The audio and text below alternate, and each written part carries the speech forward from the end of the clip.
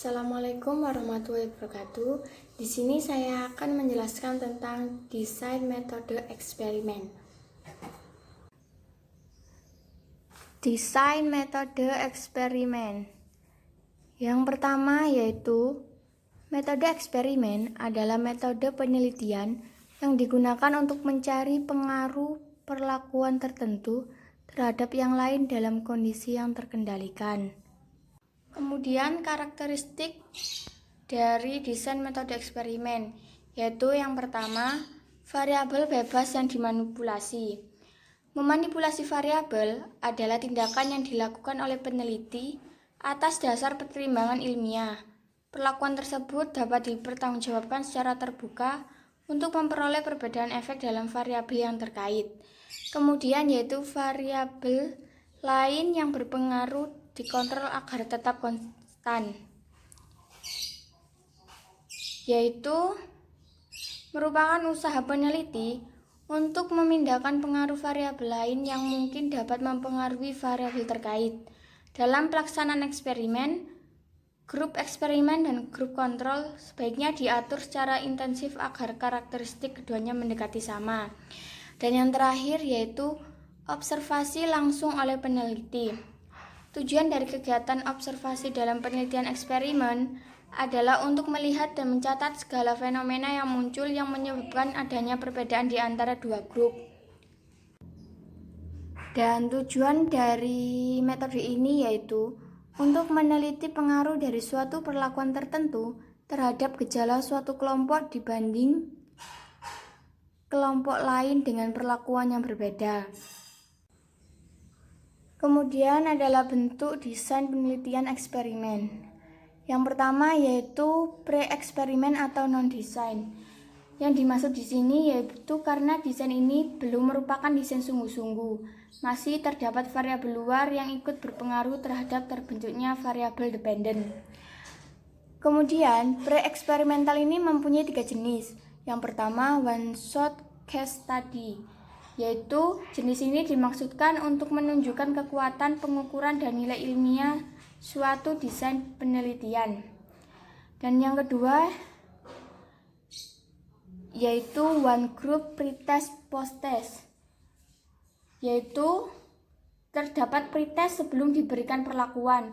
Hasil perlakuan dapat diketahui dengan lebih akurat karena dapat membandingkan dengan keadaan sebelum diberi perlakuan. Kemudian yang ketiga yaitu intake group comparison. Kemudian yang ketiga yaitu intake group comparison, yaitu menggunakan satu grup yang dibagi menjadi dua. Yang satu memperoleh stimulus eksperimen yang diberi perlakuan dan yang lain tidak mendapatkan stimulus apapun sebagai alat kontrol. Masalah yang akan muncul dalam desain ini adalah menyangkut resiko penyeleksian terhadap subjek yang akan diteliti. Oleh karena itu, grup tersebut harus dipilih secara acak. Kemudian yang kedua yaitu true eksperimental, yang mempunyai 2 jenis, yaitu yang pertama post-test only control design dan pre-test control group design. True eksperimental adalah desain yang dapat mengontrol semua variabel luar yang mempengaruhi jalannya eksperimen. Jadi validitas internal atau kualitas pelaksanaan rancangan peneliti menjadi tinggi. Kemudian post-test only control design adalah terdapat 2 grup yang dipilih secara random, kemudian diberi pretest untuk mengetahui perbedaan keadaan awal antara grup eksperimen dan grup kontrol. Kemudian yang selanjutnya yaitu pretest control group design, yaitu terdapat 2 kelompok yang masing-masing dipilih secara random. Grup pertama diberi perlakuan X dan grup yang lain tidak.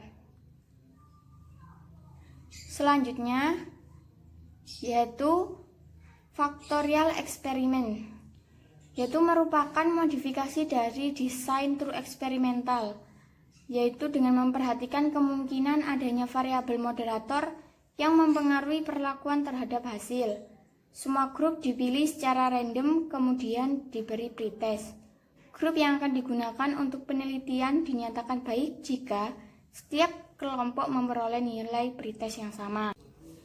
Yang terakhir yaitu kuasi eksperimental, yang merupakan pengembangan dari true experimental design yang sulit dilaksanakan.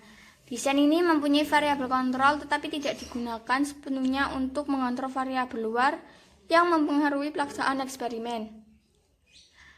Bentuk-bentuk kuasi eksperimen yaitu yang pertama, time series design. Ciri desain ini adalah grup yang digunakan tidak dapat dipilih secara random. Sebelum diberi perlakuan, grup diberi pretest sampai 4 kali dengan maksud untuk mengetahui kestabilan dan kejelasan keadaan grup sebelum diberi perlakuan. Yang kedua yaitu non-equivalent control group design. Desain ini hampir sama dengan pretest post-test control group design, tetapi pada desain ini grup eksperimen maupun grup kontrol tidak dipilih secara random.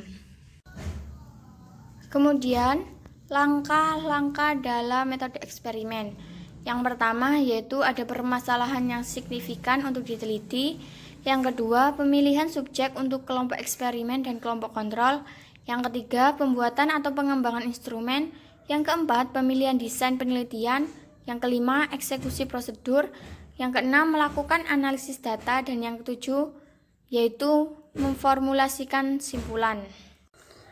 Itu tadi yang dapat saya jelaskan. Sekian dari saya. Wassalamualaikum warahmatullahi wabarakatuh.